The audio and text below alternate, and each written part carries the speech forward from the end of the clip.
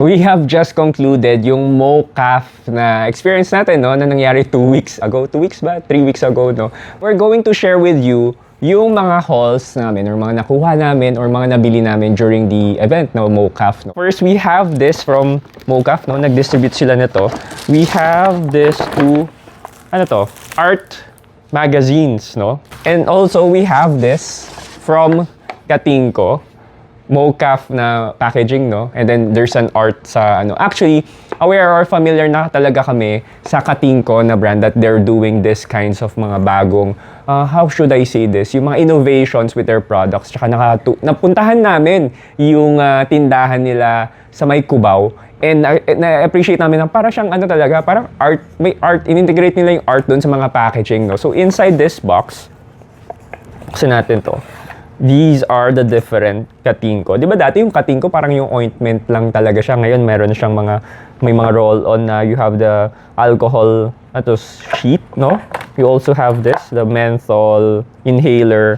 Plus, ito ang cool, di ba? So hindi lang talaga sila into the ointment, no? Ang dami na ring products. Tapos meron kami, actually, personally, sa bahay namin, merong hand wash soap na mint yung amoy. Ang bango pre. Amoy social pre. Talagang parang gusto mo na maghugas maya pag naamoy mo talaga. This one is from the Maharlika, story by Rexy Dorado and art by John Ray. 'Di ba? Ang cool.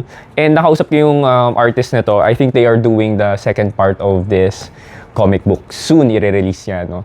Next, we have syempre, mga idol natin, 'di ba? First one is this one kay Bossing. For my wife, she got this shirt. The MoCaf, ito yata yung MoCaf exclusive eh. So in front you have the embroidery ba tawag dyan, no?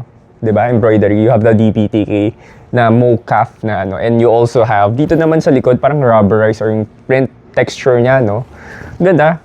And then you also have the MoCaf print at the bottom of the shirt, diba? And syempre, dahil napakahilig ko sa hoodie, grinab ko na rin yung chance para kumuha ng hoodie from their booth. I think this is not MoCaf exclusive, but it's one of their recent release.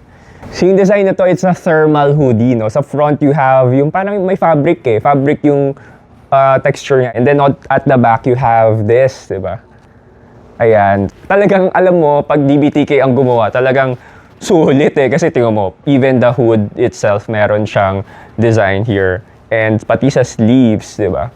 So, since TikTokeries tayo, i-transition natin to, no? So, papalitan natin yung damit. O, di ba? Kakaiba yung transition. Sobrang suabe, di ba? Ito na yung hoodie niya, no? So, I think this is a small ba to? Small, hindi ko maalala eh. But here it is, yung sides. Naalala ko naman, yung booth niya talaga, hindi ko talaga makalimutan. Lagi ko kinakwento na, uy, ang ganda talaga ng booth nila. You could only aspire na hopefully in the future makapag-set up rin tayo something na ganun rin ka-cool, no? So, Boss Vince and Boss Emil hope to meet you soon.